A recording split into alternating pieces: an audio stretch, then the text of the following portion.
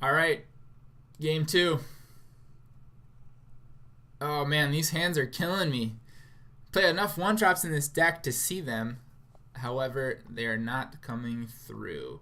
Now, once again, I may try this one for science. That's an awful lot of Aristocrats in that hand. But I do have 2 lands. So I could draw a creature off the top, or I could draw land off the top, or I could draw like more removal off the top and just lose. But I think that the first 2 possibilities are both reasonable situations, as a creature would bridge me to the Diva plan. Alright, looks like we're drawing removal off the top, and we're up against control, so we're getting completely punished for it. It's usually how that goes, isn't it? Wonderful. I think I gotta save this. I don't know what I'm gonna need. Alright, human. Well, Cavern of Souls helps in this matchup, for sure. I'll be playing my second Cavern of Souls when I'm going to need to name Vampire and come after my opponent for 4. I like that.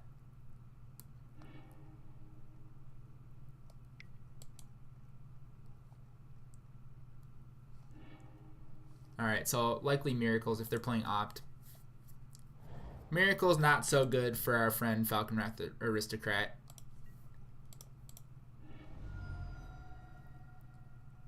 Get a Sacred Foundry with this.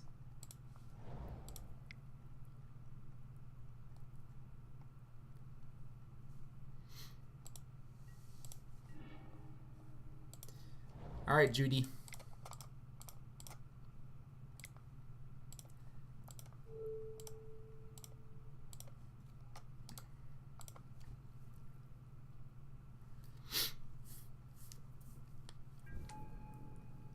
So Celestial Purge, pretty good for our opponent in this matchup.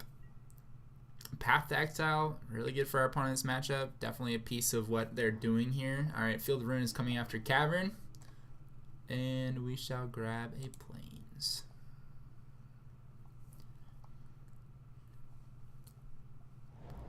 So in this case, not sure if it would be more valuable to us to say Human or Vampire, but judging by the fact we have 3 Falkenrath Aristocrats in hand, I think that Vampire is probably a good choice. Especially now that my opponent has Cryptic Command mana represented. We're probably getting tapped down.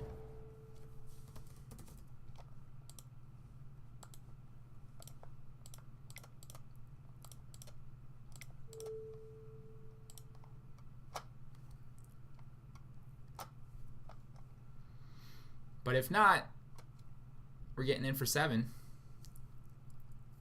And that's pretty nice.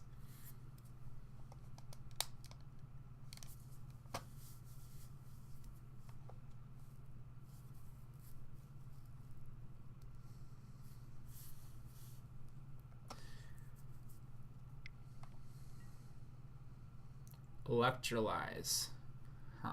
Okay, doesn't want to give me the opportunity to make my Falkenrath indestructible. So there's probably a bolt behind this Scalding Tarn. But once again, not so bad. I mean, especially since I've got 2 more Falkenraths coming at him. Oh, no bolt. Okay.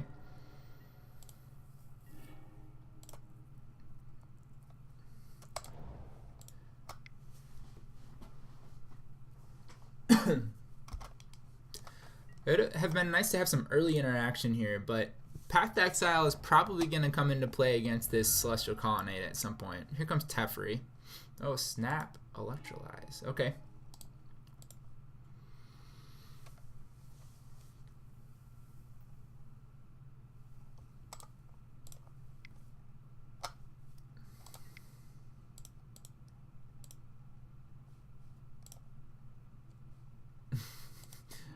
Mess with them a little bit.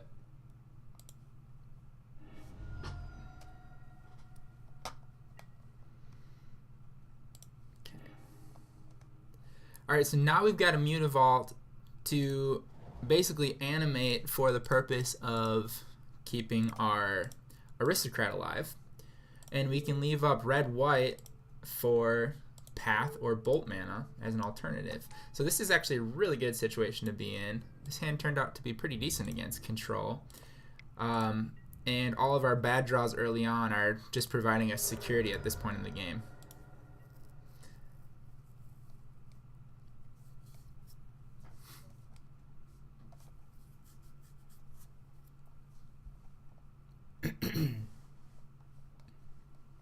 Teferi would be pretty unwelcomed right now.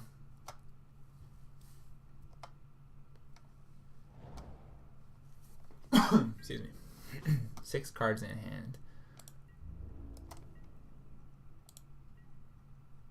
Let's see. Well, that's mana for Colonnade activation. I'm tempted to Bolt. I don't think that's appropriate right now. I think you gotta save it for when it's necessary. Oh, there's another Bolt too. No second red source, but not bad. Okay, we can play 2 Aristocrats at this point. I think we want to. Let's do this.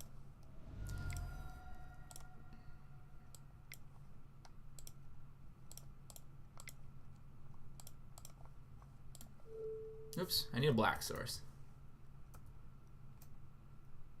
Oh, shoot. Yeah, that's not going to work so well.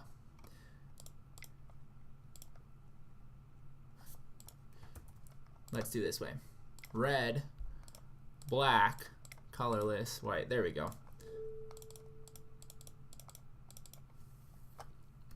There's 8. Hope you got a cryptic. I'm sure he does. They've always got a cryptic.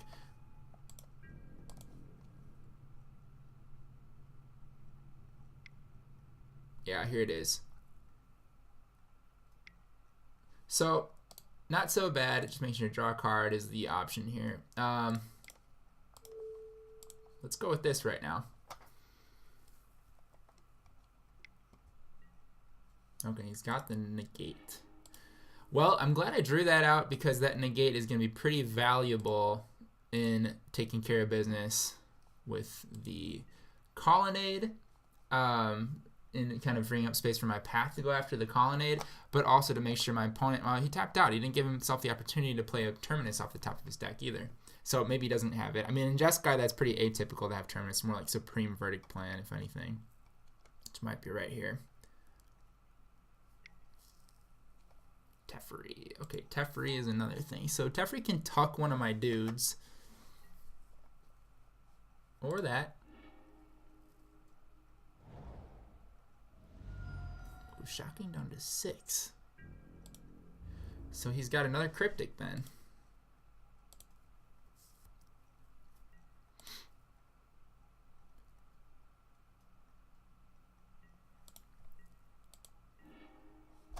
Alright, so the good news about cryptic is I can activate my Mutavault after the cryptic and come after him, but he's got a blocker. So I'd have to really be committed to that plan in order to do it.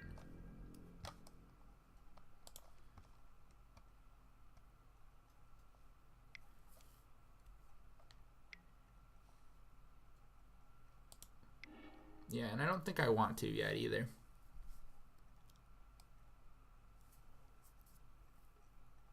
Most definitely will be blocking with Snap.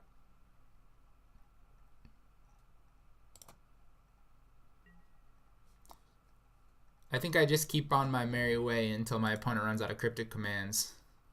Never really happens, but it's worth a shot.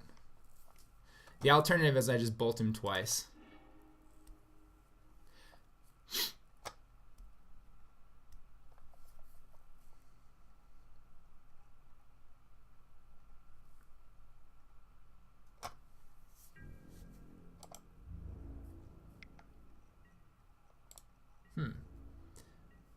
Attacking with Snap.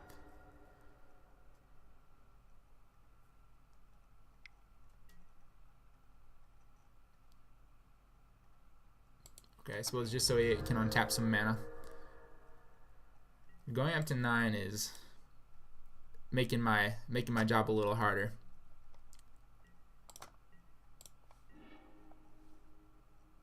Okay.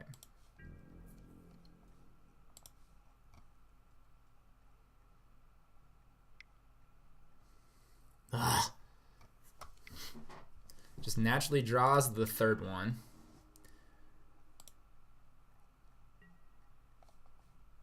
I almost want to play this guy just so... Yes, I do. Let's see. We'll do it this way. We're going to make this Mutavault a 3/3, but we want to play this just so we have another creature, another threat. Oh, I should have attacked with that. What am I thinking? Alright, I screwed up. Y'all saw it too. So this gives me another threat, and it gives me another sacrifice outlet for my Falkenrath Aristocrats. I probably should have left that untapped so I could block a Snapcaster. I'm making all sorts of misplays here. That was a really poor turn for me. But, yeah, my opponent's at 6. We're getting to, like, critical damage level here at 11 life. Didn't use my Cavern. I guess it's for Vampire anyway. That's why.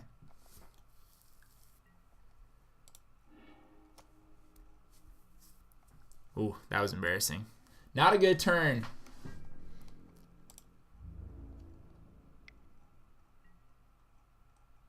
I think I have to block this.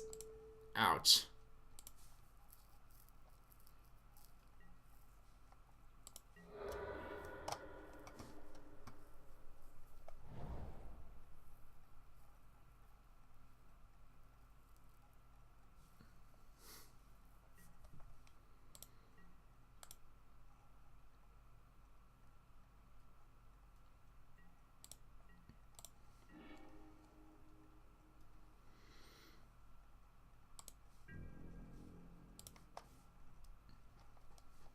Snap Cryptic?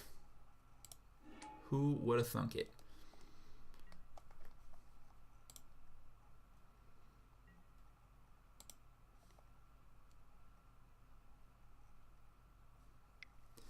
Alright, well now my Mutavault can at least attack, and I think it's probably right to go after Teferi right now. The question being, do I kill this snap with my bolt first? I feel like that bolt is going to be really necessary at some point in the game.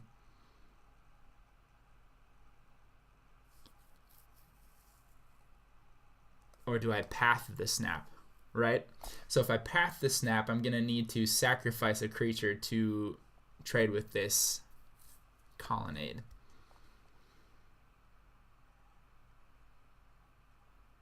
I suppose I could give my opponent the opportunity to make the decision, because if he blocks with the Snapcaster Mage, demonstrating that he values that Teferi a lot, then I can bolt Teferi instead. Alright, so he took the damage.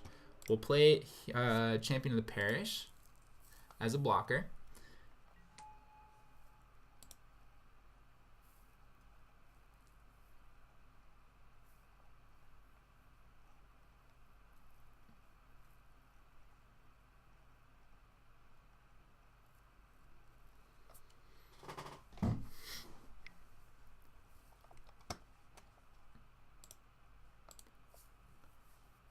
Okay.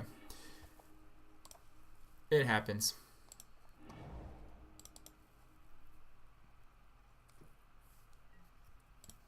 Maybe another red source would have been better there. Still learning this deck. I apologize for the misplays. Another red source so I could double bolt if the opportunity arises. Tithe Taker. I've been complaining about Tithe Taker all day. And here's the matchup where I want to see it. But it's nowhere to be found, is it?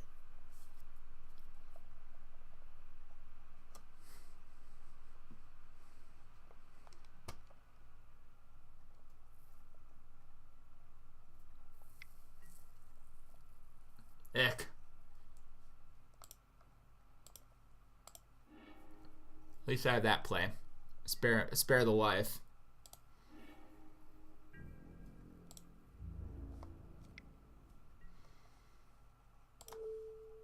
I think I may want to kill this. I think I do. Well, shoot, that might have been completely wrong, because I could kill Teferi potentially with Mutavault and Bolt. But I definitely don't want to be at 9 against this burn deck.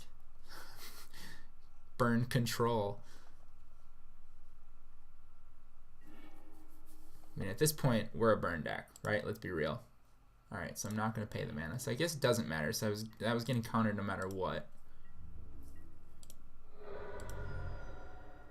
My opponent has exactly Cryptic Mana represented. Now there's an extra. Alright.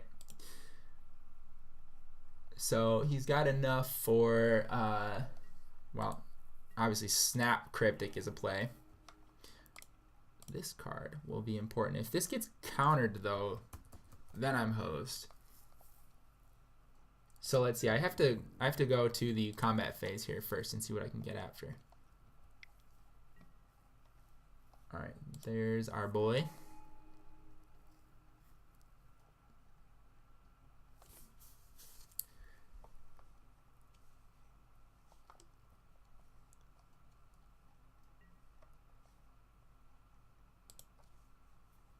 Path.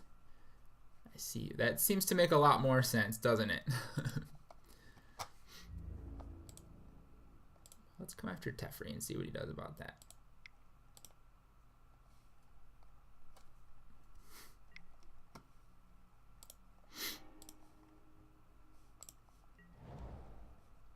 Alright. Second main. I think we're done for here.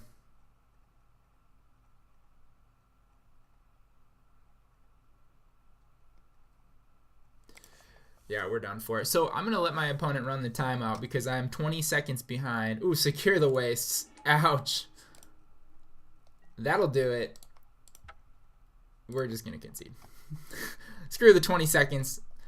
I can't stand to be beaten over the head with those things. All right, Thalia comes in.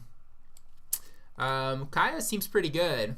Exile 2 cards from a single graveyard. Gain 2 life if at least one of them is a creature card. If nothing else... -5, deal damage to target player equal to the number of cards the player owns in exile, and you gain that much life could be enough to win. But the exiling a non-land permanent with convert mana cost 1 or less is pretty irrelevant. I don't know. We probably need Bob. We need Campbell.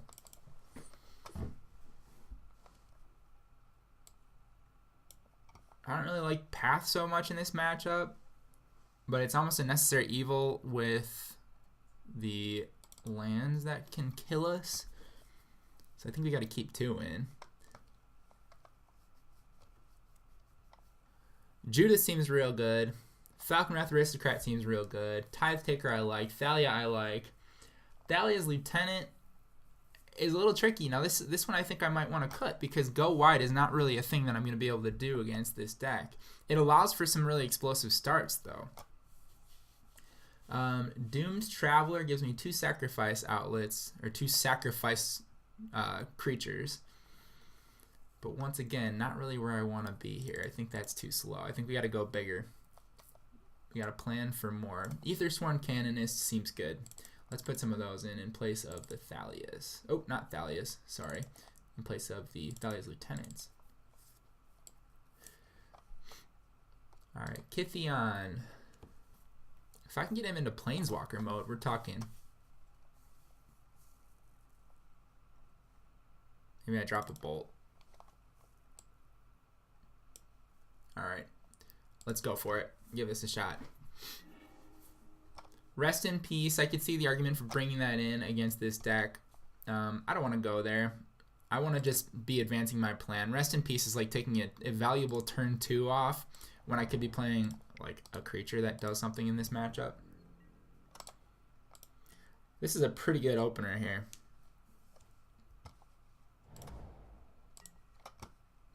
I think I want to put that Freebooter into play. Ooh, Thalia is even better. We'll do that.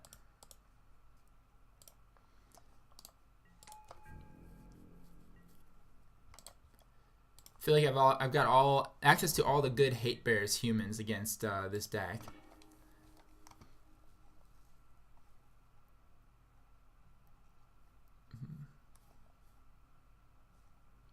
Attack first.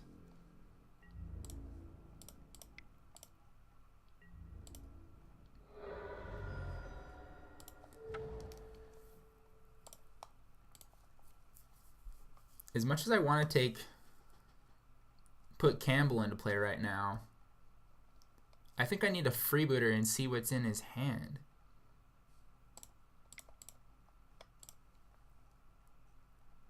Oh, this is awkward though, because Ethersworn Canonist does not allow me to play another spell.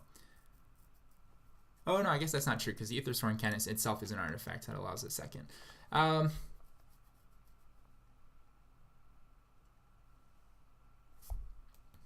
This is tough. All right, let's do this. We're gonna go for it.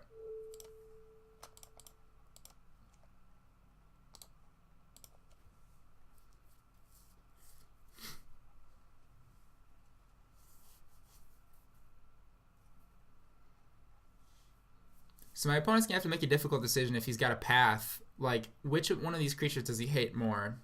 If he paths my Campbell, he ramps me on mana, but also sets himself or keeps himself behind because dealing with the Thalia is really gonna be tough for him. If he paths the Thalia, he's taking the 4-point life swing. All right, there we go. So we got what we wanted. Doesn't cause the life swing to happen with the Campbell trigger because he does it while it's on the stack, obviously. But I think that's a net positive for us. We got rid of 2 removal spells, got our opponent down to 16. Let's do this.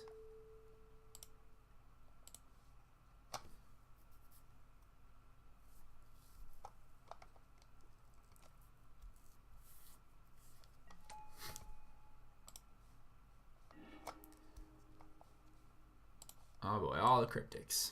Alright, so I think we take the cryptic command, or take a cryptic command anyways. Doesn't seem to really matter. We'll keep this Cavern of Souls information to ourselves at this point, but I think that it's safe to play an Ethersworn Canonist right now. So we're going to try to play that Cavern of Souls on Vampire and then crack in for surprise 4 damage.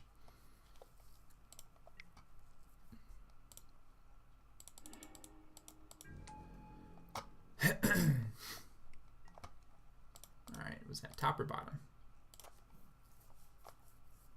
Bottom, okay.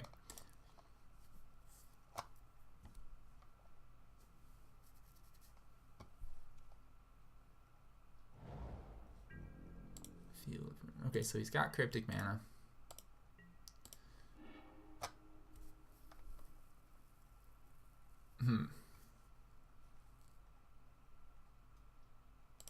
This is pretty good.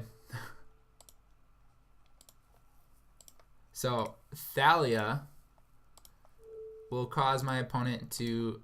Basically, I'm going to force this cryptic command out. I should have saved this as a little bit of a secret, a little bit of a surprise, but not terribly relevant. But Thalia is going to cause him to have to play the cryptic now, or the tax is instated.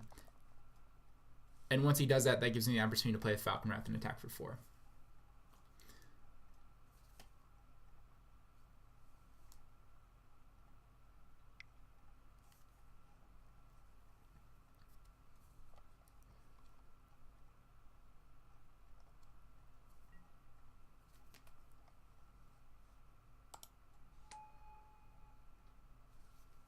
Interesting.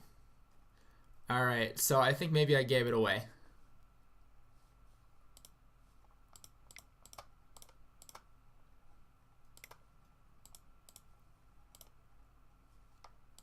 Oh, because I already played a spell. Oh, shoot. My Canonist is stopping me. Crap. Now my opponent knows exactly what I'm up to.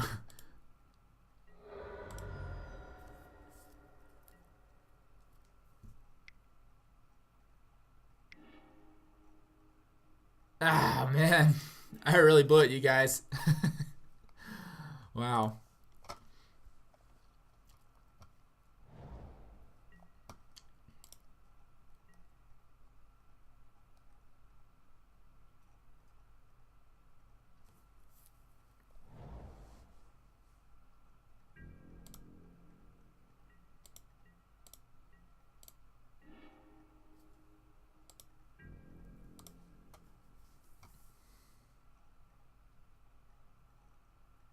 Well, Kytheon is a pretty good draw. If I get Cryptic right here, I can play the Falkenrath. If I don't, I can play the Kytheon with the Cavern of Souls. Yes, this is definitely happening. So we are, what was that? Tap draw.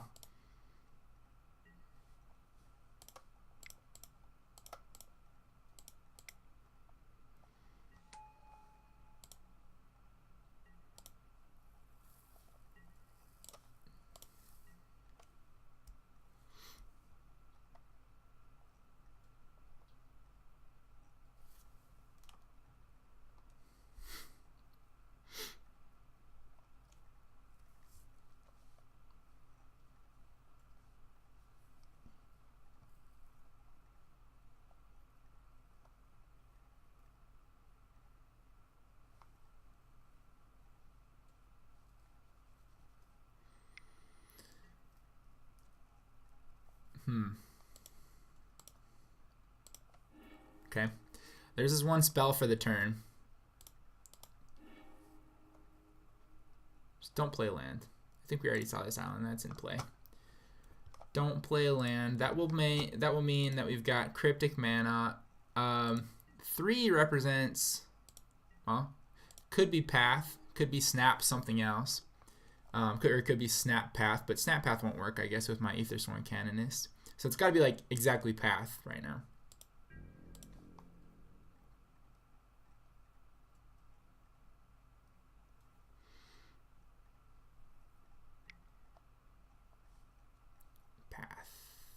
Okay. I think I let that be. There's no incentive for me having them in my graveyard.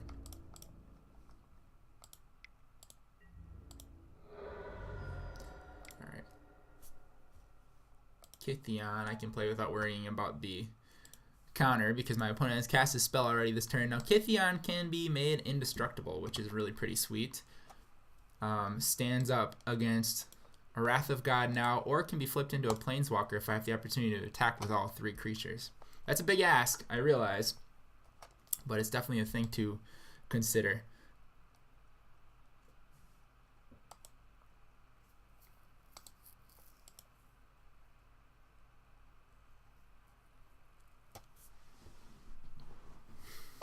Now let's see that Planeswalker version of Kytheon. Okay, that's gonzo. 4/4 indestructible, prevent all damage to be dealt to him this turn. So it can be pathed, obviously, like all Gideons can.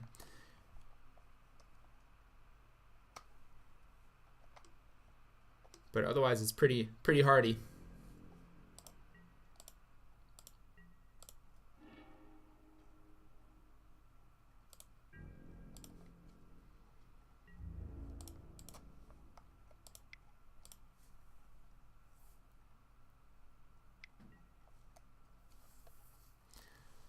Shit.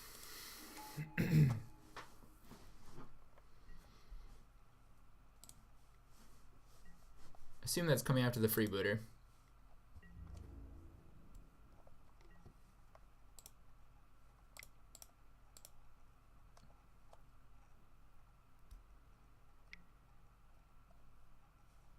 No, it's coming after my Kytheon.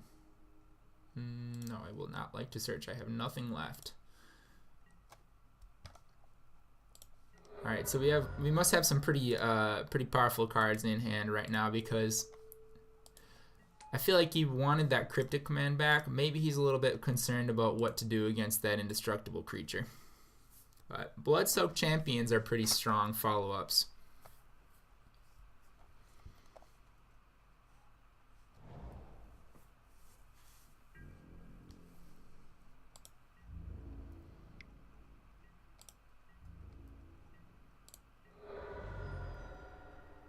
No Wrath. No Wrath.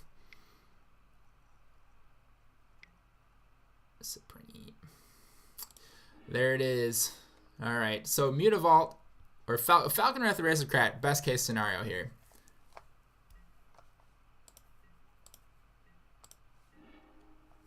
Or another Bloodsoaked Champion doesn't suck, actually. We can put him into play and hope for an opportunity to attack. There's 2 cards in hand. Hopefully they're just something irrelevant. There's nothing irrelevant in Jeskai control against this deck.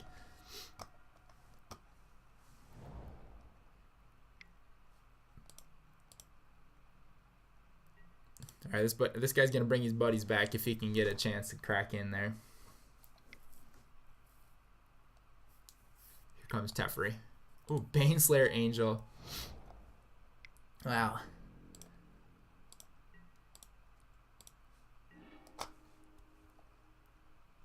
Now, do I give him the 5 life so I can get my friends back? I don't think I do.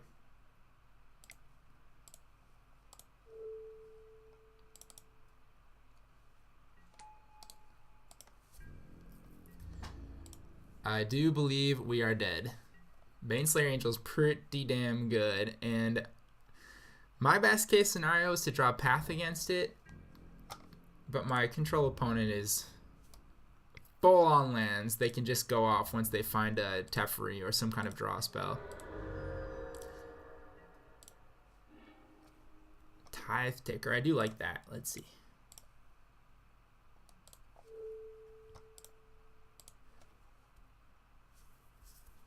So 1, 2, 3, 4, 5, 6. It's going to make the Celestial Colonnade activation a little more costly.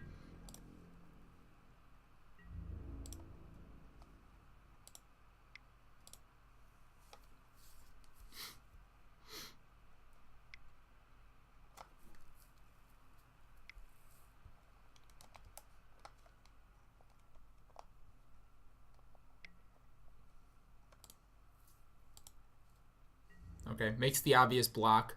I'm okay feeding this thing. Primary goal with this attack is to get in with the, or to attack with the creature so I can raid these back into play, of course.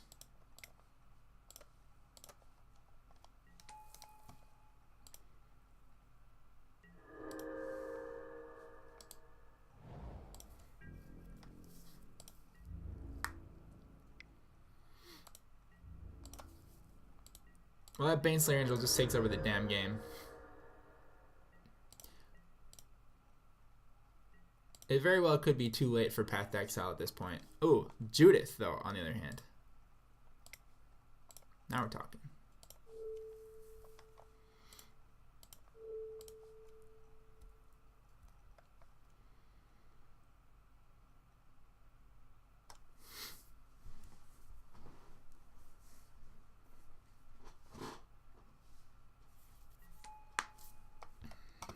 Let's see, do I send in everything? I think Ethersworn Canonist has to stay back, but we can get in with the rest of these guys.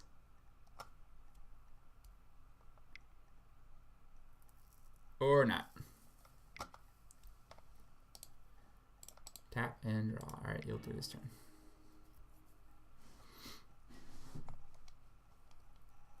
At least I have enough creatures on the board to represent 5 damage for a Baneslayer Angel. If you were to just pick them off one by one. I was thinking originally that Supreme Verdict I would get to kill the Baneslayer Angel, but Supreme Verdict would also kill the Baneslayer Angel, wouldn't it? Alright, this is going to put me down to 1. If he's got a Bolt as that last card, I'm just dead, obviously. Even if he doesn't, there's not a whole lot I can draw that will allow me to survive.